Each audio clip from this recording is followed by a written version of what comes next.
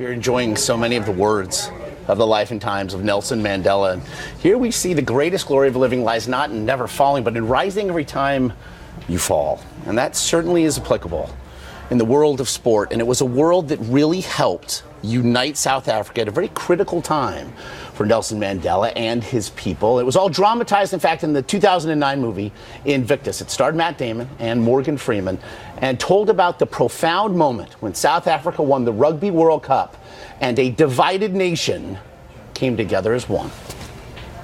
The year was 1995, and South Africa was set to host the Rugby World Cup, represented by a team made of mostly white players. The polarized social climate still meant that many black South Africans cheered against their own team. Whites learned it in school and blacks learned to hate it.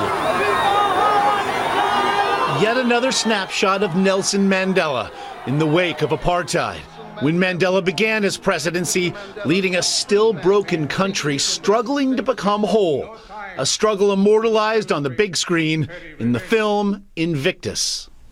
This is the time to build our nation.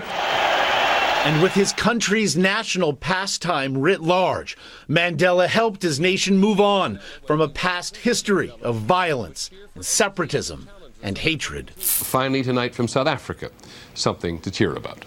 To have people united overnight like that, it is a miracle. To see us shouting together, to scream together, to unify against, for something is just unbelievable. It's just absolutely incredible. Viva! Mandela met with the team captain, played in the movie by Matt Damon, and so helped to spur a team to embrace a united South Africa. One team for all. It's like a dream world. All the people mixing here, white and black, we all mixing here. I'm very happy about this. Morgan Freeman, who was handpicked by Mandela to portray him in the film, says that after studying the civil rights icon for years, Freeman's most difficult task was properly executing Mandela's voice. On behalf of our rainbow nation, I welcome you all. Your country supports you completely. And a team that once stood for an oppressive minority came to stand for all South Africans, white and black. I want to thank you for what you have done for our country. No, Mr. President, thank you for what you have done for our country. As the team's victory parade moved through the streets of Johannesburg, the banner they displayed said it all. One team, one country.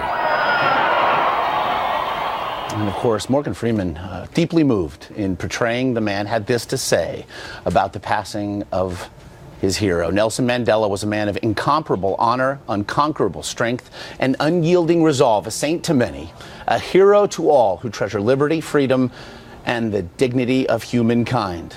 Madiba may no longer be with us, but his journey continues on with me and with all of us. And as something of a bookend to this story, interestingly, 15 years later, when South Africa would host the World Cup, the first major sporting event of its kind hosted on that continent, it was also the last time the world would see Nelson Mandela make a public appearance. Of course, Robin, I remember being there. It was very, very powerful. But going back to the movie for a moment, it's based, of course, on the poem that also happened to be Nelson Mandela's favorite. And when he put on that rugby jersey, that was huge. Yeah.